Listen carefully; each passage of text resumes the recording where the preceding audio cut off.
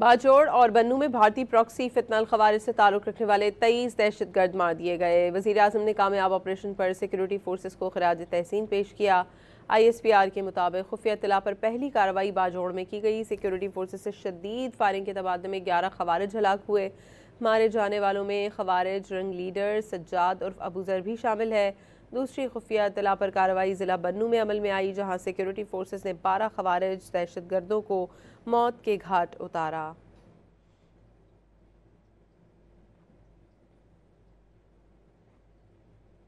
बाजोड़ और बन्नू में भारतीय प्रॉक्सी फितनल खवारिज से ताल्लुक़ रखने वाले 23 दहशतगर्द मार दिए गए। वज़ीर आज़म ने कामयाब ऑपरेशन पर सिक्योरिटी फोर्सेस को खराज तहसीन पेश किया। ISPR के मुताबिक खुफिया इत्तला पर पहली कार्रवाई बाजोड़ में की गई। सिक्योरिटी फोर्सेस से शदीद फायरिंग के तबादले में 11 खवारिज हलाक हुए। मारे जाने वालों में खवारिज रंग लीडर सज्जाद उर्फ अबू ज़र भी शामिल है।